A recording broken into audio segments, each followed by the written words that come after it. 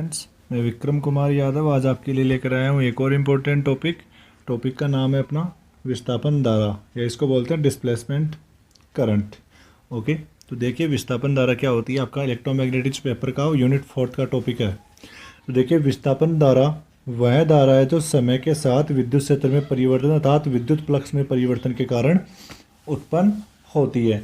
मतलब विद्युत फ्लक्स में अगर परिवर्तन हो जाए वो समय के साथ, तो वो विस्थापन धारा को रिप्रेजेंट करता है। तो देखिए विस्थापन धारा को समझने के लिए माना एक समांतर प्लेट संधारित्र को एक बैटरी से जोड़ देते हैं। एक समांतर प्लेट संधारित्र कुछ इस प्रकार का, इसको एक बैटरी से अपन कनेक्ट कर देते हैं। कुछ इस प्रकार से समांतर प्लेट संधारित्र, इसको अपन ने बैटरी से कनेक्ट कर दिया है। माना संधारित्र की प्लेटों के बीच में निर्वात है। यहाँ इन दोनों प्लेटों के बीच में कुछ भी नहीं है, मतलब निर्वात है।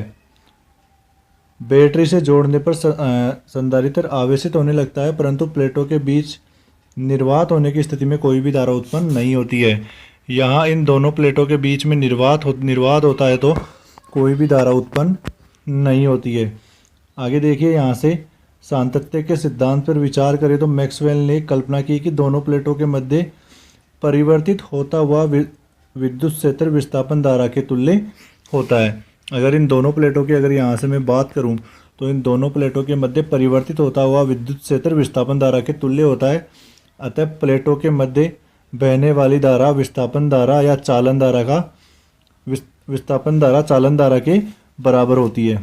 विस्थापन धारा का मान चालन धारा के बराबर होता है। मतलब दोनों प्लेटों से यहाँ से इसको बैटरी से कनेक्ट करने पर यहाँ से क्या है कि इलेक्ट्रॉन्स का फ्लो होने लग जाएगा, जिसके कारण से एक करंट उत्पन्न होगी जिसको अपन विस्थापन धारा कहेंगे, या फिर ये विस्थापन धारा है वो चालन धारा के बराबर होगी।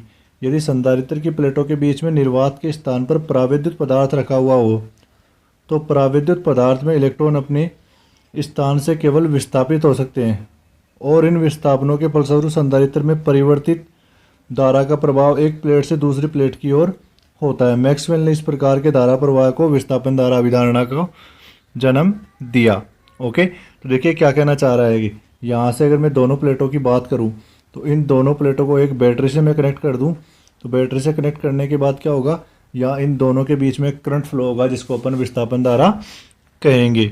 ओके, तो आगे देखिए संधारित्र की प्लेटों के बीच विद्युत क्षेत्र वो होता है E बराबर सिग्मा अपॉन एप्सिलॉन नॉट। चूँकि अपन जानते हैं कि सिग्मा बराबर होता है Q अपॉन A, तो ये सिग्मा की वैल्यू उठा के इस समीकरण में पुट कर दो तो E बराबर आ जाता है Q upon epsilon naught A। तो यहाँ से Q हो जाएगा epsilon naught A into E vector. चूँकि परिपथ में बहने वाली धारा I संधारित्र की प्लेटों पर आवेश Q में परिवर्तन की दर के बराबर होती है, अतः I बराबर होता है dQ अपॉन dt।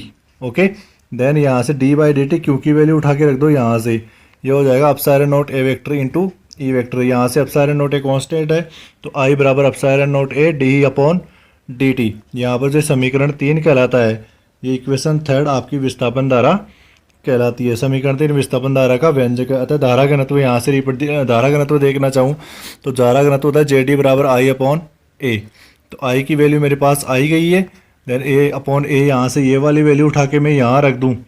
यहाँ से ये समीकरण 3 की वैल्यू उठा के यहाँ रख दो, ऐसे तो कैंसिल आउट हो जाएगा। Epsilon naught A D upon dt बचेगा।